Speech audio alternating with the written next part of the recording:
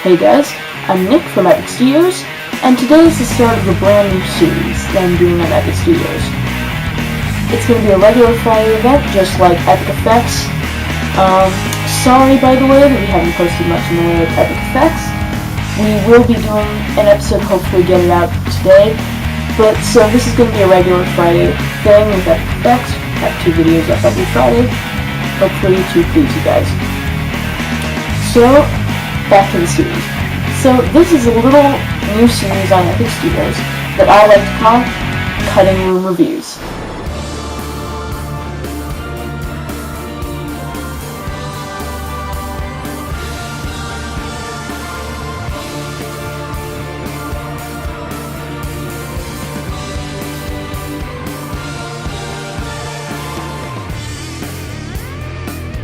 So, first thing I'd like to mention are the categories that we're going to judge the movies by. So, this is mostly a horror sci-fi sort of review series, hence the sort of slasher name. But so, here's the categories that we're going to be judging the movies by. Number 1, special effects and gore. Number 2, story. 3, acting. 4, camera work. 5 is the overall score. So, let's get into the story. So, the story of this movie is about a few sorority girls at a house getting really creepy, nasty phone calls from the killer. I mean, seriously, you'd think it's Reagan from The Exorcist on the other end of the phone line. But, yeah, so it's about them. They get nasty phone calls, and slowly, one by one, the girls start getting killed off, and the main character, Jess, has to find out, with the help of the local police, who is responsible for the disappearances of the girls and these phone calls before it's too late. It was a really clever storyline setting in the sorority house. I mean, by now it's been done like a million times, but back in 1974 when the movie was made, it was really original, and it still is pretty original today because it's the first one that did it. But it's just a great storyline, really clever. There's some cool twists and turns, and there are clues to who you think it might be, who you think might be the killer. Not going to give away the end, but it's a pretty creepy, cool ending. Story is great. I give the story 9.5 out of 10. Now, on to the acting. So, the actors in this movie, hold on, let me fill out my paper. Jess is played by Olivia Hussey, I think. Oh, she was in Romeo and Juliet just a few years before.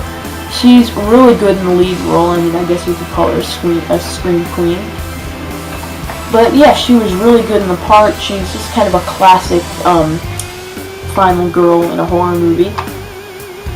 Then we go on to some of the more interesting characters. We have, what was it? Phyllis. She's just another house girl. I don't know who played her, but she's pretty good. You know, she kind of, most of the other girls, like her and Clay, are kind of disposable. You don't really get to know them very well, but you know, they're good characters. Played their roles well for what they were given. The 2 characters that really kind of stand out in this movie are, what was it? The house mother, Miss McHenry, or Miss Mac? She and Barb, played by Margot Kidder, they are hilarious. Mrs. McHenry is a drunk. She hides a bottle of liquor in a book and a Bible. She hides it in the back of the toilet, like she opens up the toilet and it's on a string that she can pull out. In a ton of other places, I think behind a picture or something on a wall. It's just so funny. And Margot Kidder, she has a serious potty mouth. It's just, they're hilarious and they're great characters. They're some of the more memorable characters in this movie. And then finally, we have one of the suspects to who could be the killer. Jess's boyfriend, Peter. I forgot who played him. I think it's Keir Delay. Yeah, Keir Delay. But he was great. He's pretty creepy, and you really think he's the killer. I mean, I'm not going to divulge the ending, but it's a really great twist. You just got to see the movie to know what I'm talking about. He played his role great. I give the acting about, I give the acting an 8.5. Most of the people played the roles pretty well. Some characters you didn't get to see enough, but 8.5, pretty solid. Now on to the special effects and gore in this movie.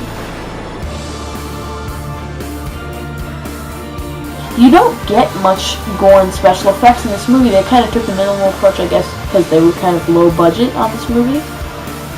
But it's really pretty creepy the way that they did it. I mean, you kind of just see the killer's hands doing it. You don't get to see like any stabbing or anything really. Besides one scene that is pretty gross. Well, not really gross because they didn't show anything, but it's got a really creepy atmosphere. You see the bodies after it's happened. Like, you might not see the person actually getting killed, but then you see their body later. So they did a good job on dressing up the bodies like they've been stabbed or killed in some way. It's pretty good. Special effects and gore, I give a 2.5 out of 10. It's okay. But people who are looking for something more exciting just might not get it with this movie. Now on to the final category for the overall score. Cinematography.